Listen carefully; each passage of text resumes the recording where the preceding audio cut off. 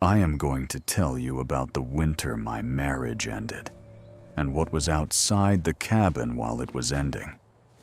Not because the two things are connected in any simple way. They are connected in a complicated way. In the way that the worst things and the strangest things sometimes happen at the same time. And you spend years afterward trying to figure out whether that is coincidence, or whether the worst things create a kind of opening, and things come through the opening that would not come through otherwise. I have not figured it out. I'm telling you anyway. My name is Patricia Flood. I am 59 years old. I live in Missoula, Montana, where I teach writing at the university. In the winter of 2003, I was 38 years old, and my husband and I had rented a cabin in the Swan range for 2 weeks in January, because a couples therapist had told us we needed uninterrupted time together, away from our jobs and our friends and the city, to see if there was anything left. There was not anything left. We both knew that before we got there. We went anyway, because we had paid for the cabin, and because neither of us was ready to say out loud what we both knew. The cabin was northeast of Big Fork, up a forest road that required 4-wheel drive in January. 1 main room, a sleeping loft, a wood stove, a propane range, no cell service. No cell service was the point. Uninterrupted time. It was uninterrupted. By the 4th day, we had stopped pretending, not dramatically, not with a confrontation or a raised voice, just quietly, the way things end when both people are exhausted. I started going outside, not to get away from him, specifically, to get away from the silence, which followed me regardless. But outside, the silence was different. Outside, it was just weather. I walked in the mornings, down the forest road, and then into the timber, on the snowshoe trails the rental office had marked on a hand-drawn map, 2 or 3 hours each morning. I am not an outdoors person in the way that Montana people are outdoors people. I know how to walk, and I had adequate gear, and the trails were marked. But I was not fluent in that landscape. I was a beginner. And beginners, in a landscape they do not know, notice things that people fluent in that landscape stop noticing. I noticed, on the 3rd morning, that something had been walking the trail before me. The track stopped me mid-stride, large, flat-footed, on 2 feet, widely spaced, far wider than any person walking, wider than felt right for anything I could name. I crouched down and looked at them for a long time. The snow had partially filled them overnight, and the surface had crusted, so the edges were softened, indistinct. But the shape was there, the size was there, the stride was there, measured and deliberate, like something that knew exactly where it was going. I pressed my hand into the snow next to one of them. My hand fit inside it, the way a child's hand fits inside an adult's. I stood up. I looked at the timber on either side of the trail, lodgepole pine, dense, the understory dark even at mid-morning. The kind of forest that could hold anything, and you would not know. I kept walking. I did not feel afraid. I felt, and I want to be precise about this, accompanied, which was the thing I had stopped feeling in the cabin. It is possible that I read that into the tracks. It is possible that I was so starved for the feeling of not being alone in a bad way that I found it in the first ambiguous thing I encountered. I am aware of that possibility. I am telling you what I felt anyway. The tracks were there every morning after that. Different positions, different distances from the trail, but always present, always bipedal. always the wrong size for anything I had a name for. On the 5th morning, something was different. I had developed a habit, without meaning to, of walking at roughly the same pace, stopping at roughly the same places, turning around at roughly the same point on the trail. The beginner's instinct. Stay predictable in unfamiliar country. The tracks that morning did not run parallel to the trail the way they had before. They crossed it, not far from my usual turnaround point. They came out of the timber on the left side, crossed the packed snow of the trail at a slight angle, and continued into the timber on the right. I stood over the crossing for a long time. The tracks were fresher than any I had seen before. The edges were still clean, still sharp. The snow not yet settled back into them, meaning they had been made that morning. Meaning, possibly, not long before I arrived. I looked left, into the timber they had come from. I looked right, into the timber they had gone into. Nothing moved. What I thought was this: it knows where I turn around. It knows my route well enough to cross ahead of me, or behind me, or, and this is the thought that stayed with me, precisely at the point where I would notice. I am a writing teacher. I spend my professional life thinking about what is intentional and what is not. I did not know if what I was reading into those tracks was real, but I stood there for a long time, and then I kept walking. On the 6th morning, I stopped at a place where the trail curved around a frozen pond, and I stood still, and I looked at the tree line, and I said, out loud, "I see your tracks every morning." I paused. I said, "I don't know what you are. I don't know if you know what I am either. I'm having a very bad week. I'm not going to bother you." I kept walking. That evening, I told my husband about the tracks, not because I thought he would find it interesting, because I needed to say something out loud, and we had run out of things to say to each other, and this was the only thing I had. He listened. He said, "Probably bear." I said, "Bears hibernate."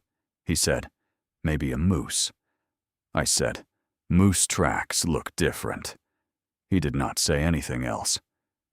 And I understood, in that moment, more clearly than I had understood it all week, that we were done.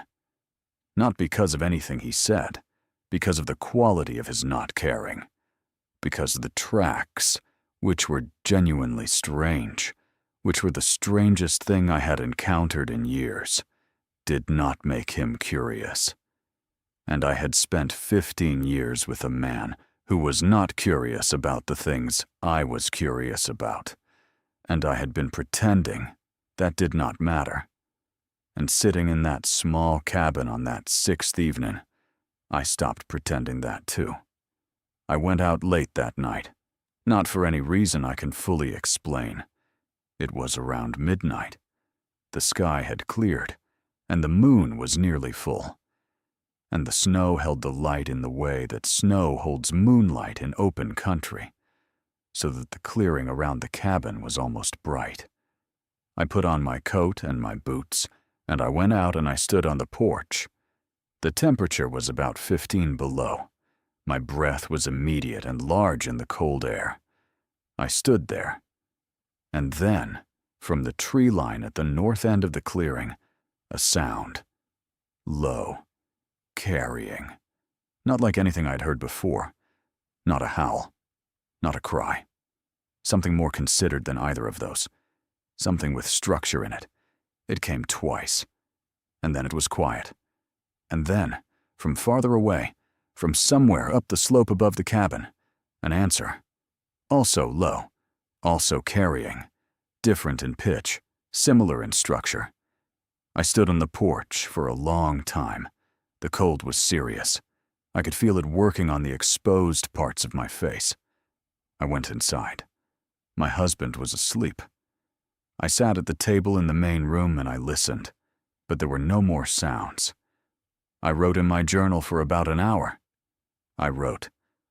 I don't know what I heard. I know it wasn't nothing. I know it was communicating. I know that two things, in the dark, in the Swan Range, in January, we're saying something to each other. And I know that sitting here, in this cabin, with a man I can no longer talk to, listening to things I cannot name talk to each other across a mountain, I know that the second thing is lonelier than the first. I read that back, and then I close the journal, and I went to bed. And in the morning, I told my husband I wanted to go home. He said, "Okay." We packed. We drove out on the forest road. We did not say much. We were separated by March, divorced by the following January. It was the right thing. It was the necessary thing. It was one of the hardest things I've ever done, and also one of the most honest. I went back to the Swan Range in January of 2005, alone.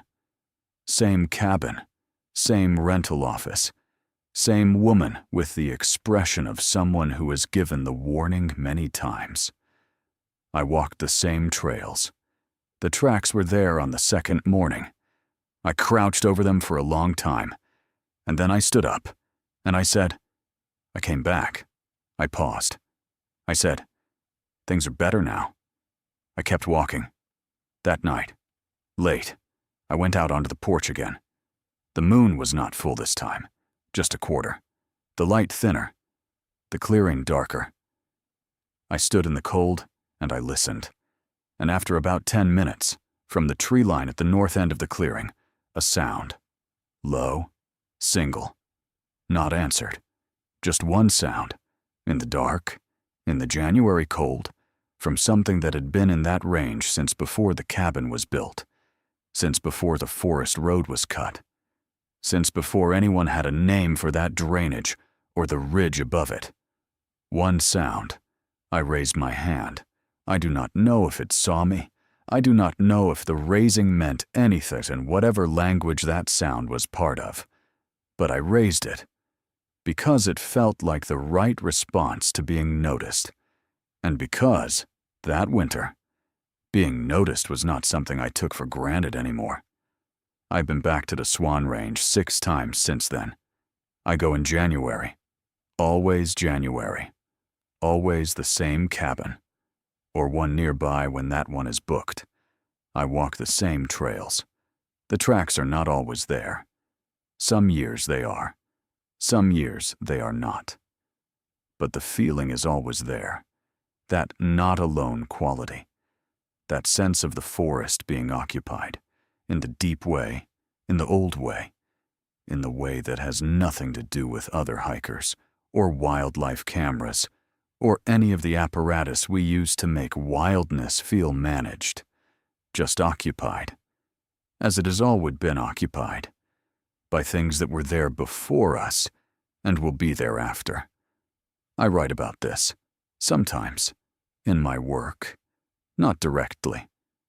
In the way that writers use the things that have happened to them, at a remove, at an angle, so that the thing becomes something else, something that can be looked at. My students ask me sometimes where I get certain ideas, the quality of attention in certain pieces, the sense of being in the presence of something larger than the narrator. I say, from experience, I do not elaborate. But I think about the Swan Range. I think about the tracks in the snow, the two sounds, calling back and forth across the mountain in the January dark, the single sound, 2 years later, from the tree line. And I think about what I wrote in the journal that night, in 2003, in the worst week of a bad year. 2 things, in the dark, in the Swan Range, we're saying something to each other. And the second thing is lonelier than the first. I was wrong about that, I think. Or not wrong, exactly, but incomplete. Because loneliness is not the same as solitude. And solitude is not the same as being alone. And being alone in a landscape that is not empty, being alone in a landscape that has been occupied, quietly, patiently, for longer than you can comprehend, is not lonely at all. It is something else entirely. Something I didn't have a word for. At 38, in a failing marriage, in a cabin in the Swan Range. I have a word for it now. The word is enough. Not in the sense of adequate, in the sense of complete.